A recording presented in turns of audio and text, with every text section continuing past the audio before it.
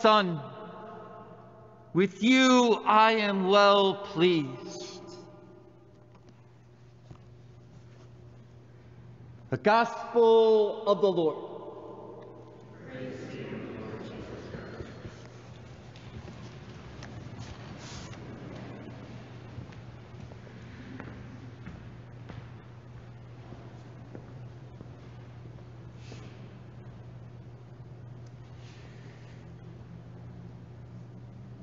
Parish Catalyst, which is an organization that supports pastors and brings pastors together to speak about parish life and ministry. Well, not too long, they did a survey to see what pastors think and what they dread most in their ministries and in their work. And it was interesting what people said. And actually, the first one was what pastors dread the most is someone forgetting to take up the collection basket. You know, in times of COVID, we can't even pick up a collection basket, so, you know, that one's done. But the second one was interesting.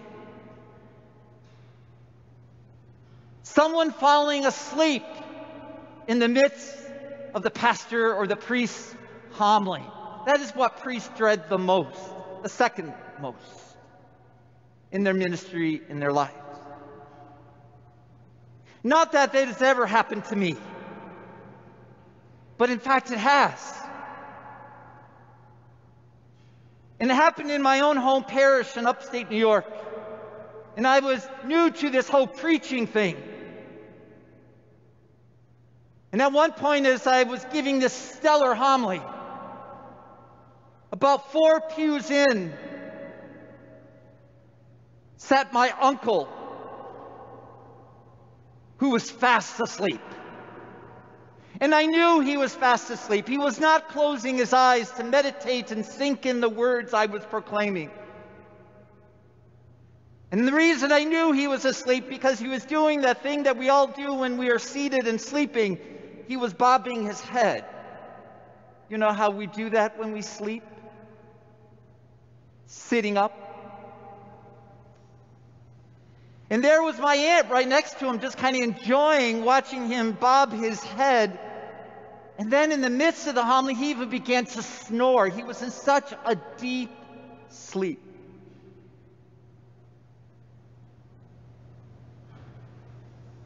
I don't know if you're aware, but I can be very loud. I know how to project my voice. So I thought, I'm going to raise my voice to awaken my uncle in that 4th pew. So just then I kind of hit the high note of my homily and I bellowed something out. And as I bellowed it out, I startled the poor man. I woke him up from a sound sleep. And he was so startled that his head banged against the front of the pew. I mean, he nearly knocked himself out. You could hear him hit his head against that front pew. And when he awoke with fright, he screamed out at the top of his lung, "What the hell?"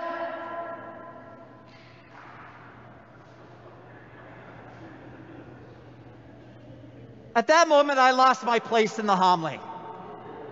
It was done. And his wife, who I could hear gently say to her husband, "Rise and shine, honey."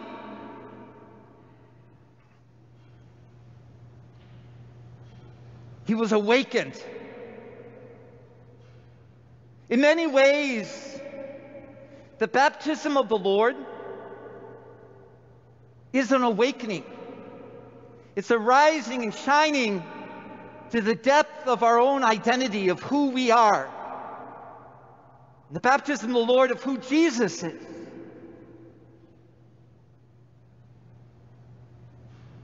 Jesus did not enter those sacred waters of the Jordan to simply provide us with an example for baptism.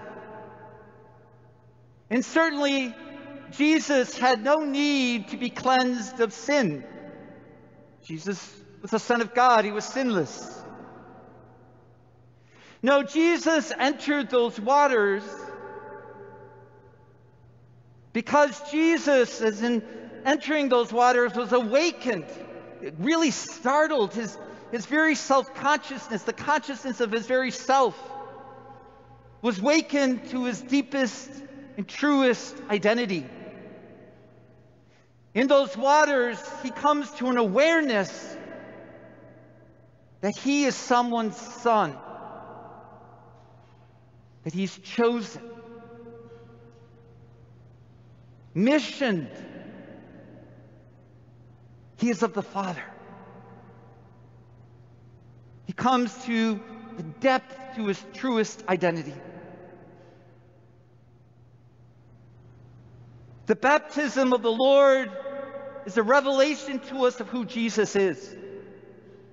We even hear the heavens proclaim, "This is my beloved Son, on whom my favor rests." Indeed, our baptism manifests who we are, who we are becoming. In our baptism, in those sacred waters, either when we were baptized as an infant or when we were baptized as adults, we were not only released from the bondage of sin and the grasp of sin and original sin, but we were also chosen by God at the moment of our baptism. Chosen by God, that we are of God. We are God's own.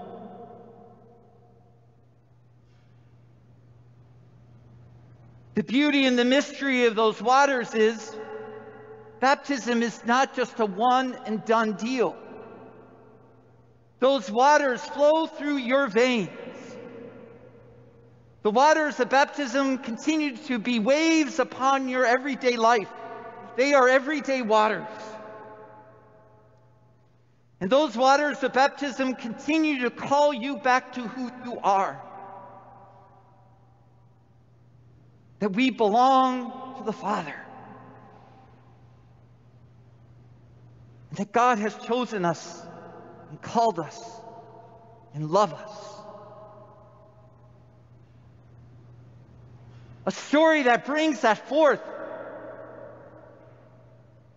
is the story of the prodigal son. I know we are all familiar with the story of the prodigal son. This son who uses and spends the entire inheritance of his father. And that at one point he hits it hard, rock bottom. His life is a mess. He's living amongst the swine. He can't get any lower. He has hit bottom. And when he hits that bottom, he is awakened.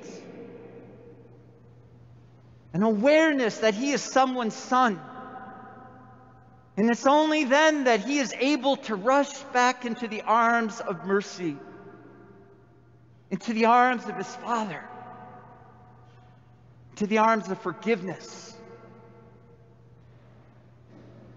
and then the arms of renewal, and being rejoined into community.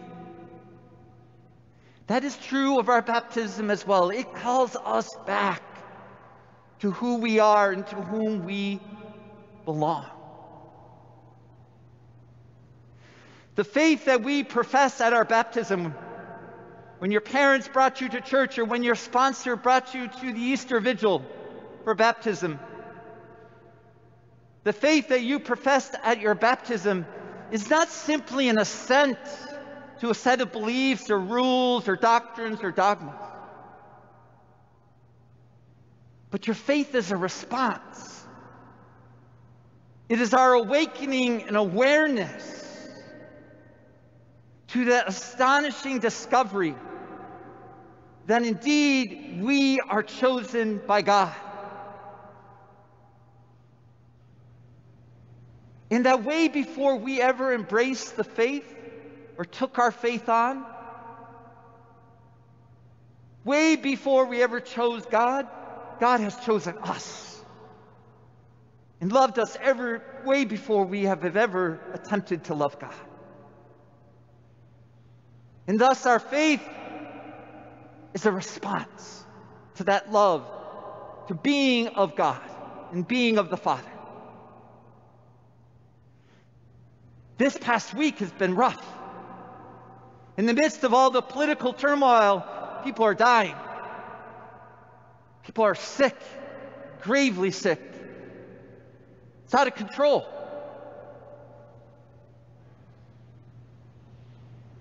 And I was worried that our faith was not going to respond to the insurrection that we experienced this week in our own capital.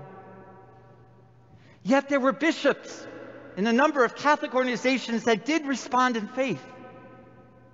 Cardinal Wilton Gregory, Bishop Gomez, Cardinal Supich, Bishop Tobin, the Catholic Network, the Ignatian Solidarity, a number of organizations, Catholic Charities.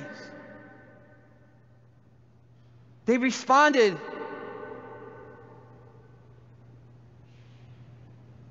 And they told the truth. That the incitement to violence by our president,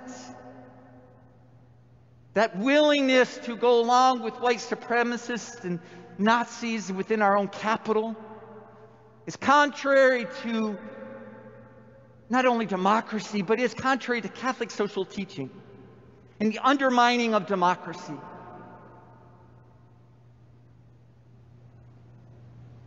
And as they called out what they perceived to be wrong, what they called out to be an injustice,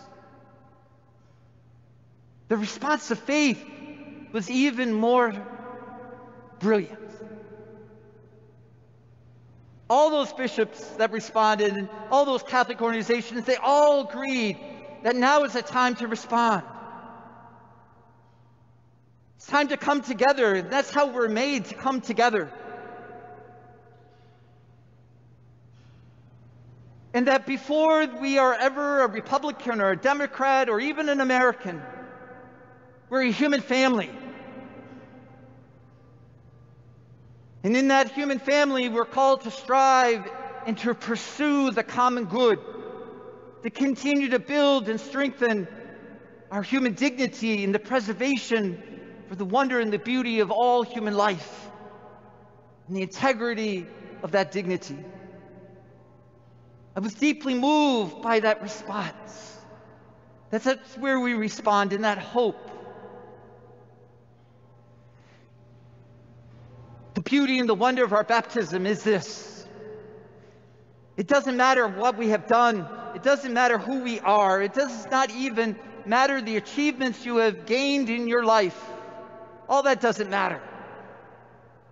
It doesn't matter if you're a professor of philosophy or an infant. It doesn't matter if you're a CEO or that drunk who's just coming back from that last binge. But in these waters of baptism, that's what matters. Because in these waters and in this faith we profess, we can soon discover new beginnings in Jesus Christ, calling us to our better selves, to who we truly are, sons and daughters of God. We are God's beloved, calling us forth to come together and to be nothing less than God's children, God's people, God's beloved.